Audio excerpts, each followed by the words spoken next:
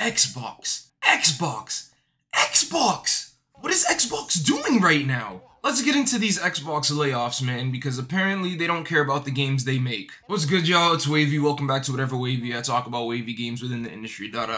Dude, we're not just going to be talking about games. We're going to be talking about the games industry as a whole, because Xbox is just part of what's wrong with the industry right now, man. Now, growing up, I've never been an Xbox fan myself. I only had a 360 in 2013 because, well, Black Ops 2 exclusivity. Xbox never showed me what they got up until around 2017, though. I'm gonna really let him have it. Show him my stuff. Give that man everything I got. Pause. And that was around the time that Phil Spencer started to roll in and start taking over and making some moves. Everybody loves Big Daddy Phil. No diddy. Once Game Pass was introduced, and then once the Series X/S consoles were released, that's when I gained interest in Xbox again. The only thing that was missing from Xbox were the games, and they started to release good games. Psychonauts 2, Hi-Fi Rush, the upcoming Hellblade looks really good. Pentiment, a game most of you probably never even heard of, that was getting 10 out of 10s across the board in the industry. Also made by Obsidian, a Bethesda-owned studio. Unfortunately, though, we're gonna get even less good games from Xbox because they recently shut down 4 studios at Bethesda. Today we're gonna be mainly focusing on the 2 major ones, Arcane Austin and Tango Gameworks, because they've made some incredible work. Arcane Austin is the team behind the Dishonored series, which was very, very popular critically and fan-wise, but they also did Redfall. Yeah. And then Tango Gameworks, honestly wasn't a fan of them at first, but they did the Evil Within games, another highly praised series in the industry, and Hi-Fi Rush, one of my favorite games to come out in 2023, and one of my favorite games to drop of all time in a while, man. I absolutely loved this game. Beautiful art style, action adventure / 3D platformer, even though the platforming's kind of walky. Amazing soundtrack, charming characters to get to know and start to really side with towards the end of the game and vibe with. Man, it checked all of my boxes. If you want to hear more about Hi-Fi Rush and why I love it, just check out this video I made about, well, I thought Chai and 808 would be some great mascots to represent Xbox. Well, that dream is dead.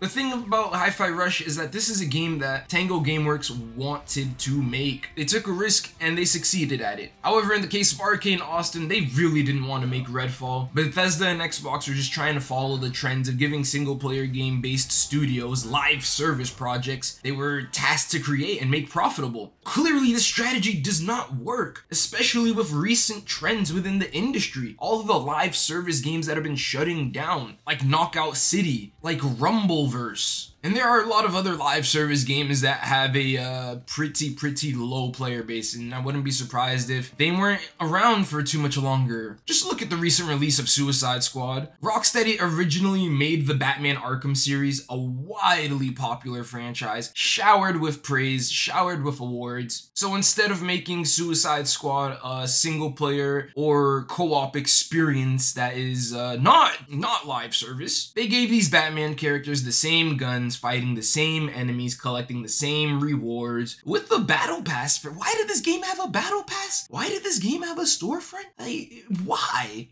Although I may have enjoyed the gameplay because I like third-person shooters, this game was shit. It was a shit game, straight up. I was gonna make a video on it, but the game was so bad. The people I was playing with that bought the game with me didn't even want to continue playing it. And I sure as hell wasn't gonna go back and play that game by myself. The game ended up flopping so hard it caused WB to lose $200 million. Nice. Going back to Xbox though, what's even funnier with Redfall and Hi-Fi Rush, they gave Redfall more promotion than Hi-Fi Rush. Even Redfall has a physical release. A game that nobody, not even Xbox, not even Arcane, was confident in themselves, had a physical release. It had ads scattered around everywhere. But where was the promotion for Hi-Fi Rush? Where was the physical release for Hi-Fi Rush? Just goes to show that Xbox was never confident in this project to begin with. That's one of the reasons why it was shadow dropped. Why would Xbox release the game later on and risk losing money on promotion when they can drop it today, cross their fingers, and pray it's a hit? Pray that people subscribe to Game Pass to play it. And even when it was a hit, they still didn't want to promote it. They still didn't want to drop it on disc. It took them a year to realize, oh, maybe we should drop this game on PlayStation as well. It wasn't until after the game got industry praise that Xbox acknowledged the game's success. And that's shitty, man. There were even light rumors beginning to brew that Tango Gameworks was working on a sequel. They pitched it to Xbox before they were shut down. Not only that, but apparently the same was said with Arcane Austin and them wanting to drop a new Dishonored game after the failure of Redfall. So not only was Arcane planning a comeback from their disastrous release, but Xbox was about to get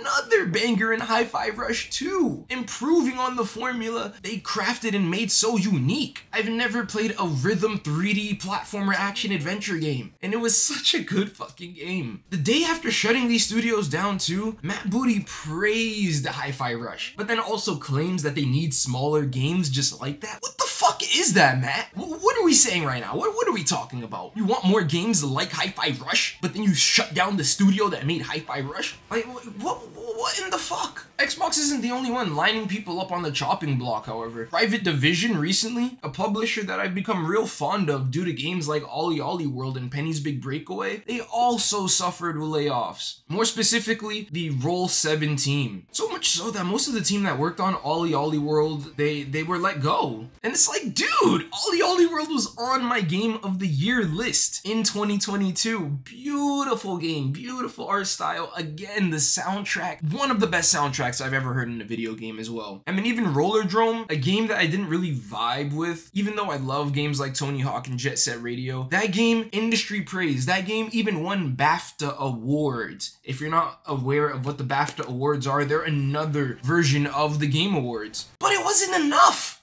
Like, for some reason, winning awards, getting industry praise just isn't enough nowadays. Guess who owns Private Division, the publisher? Take-Two. And you know who else Take-Two owns? Rockstar and 2K. Two publishers that generate the most revenue within the entire games industry. Take-Two owns Grand Theft Auto and NBA 2K and everything else with the 2K name on it. And I want to just toss in this clip real quick, man, real quick. We acquired Lionhead in 2006, shut it down in 2016.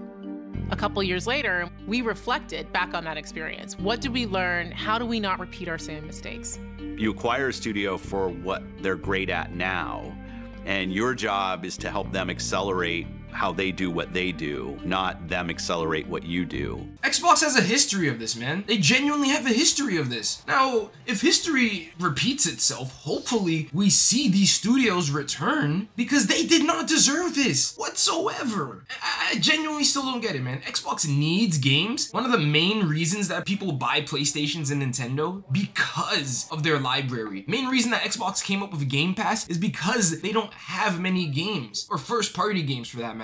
So they'll bring us an endless selection of games for a low price that they keep increasing year on year. So why kill the studios that are producing good games? Oh man, I pray for Double Fine, man. I pray for Double Fine. Double Fine, they make the Psychonauts games. If you guys don't know, Psychonauts, that is my #1. That is my all-time favorite 3D platformer. So rich in stories, so good in gameplay. Like, oh wow. If they drop Psychonauts 3 and that shit ends up winning a bunch of awards, but it doesn't generate the revenue that they want, is Double Fine gone too? And it's like Xbox also might raise the price of Game Pass because of Call of Duty as well. Like, what? You guys bought Call of Duty so you can put Call of Duty on Game Pass day one. The reason why you have Game Pass is so your first-party titles can be their game day one. So what's the point of buying Activision if Call of Duty isn't going to be there day one? Then you're just contradicting yourselves. I mean, Phil, Sarah, Matt,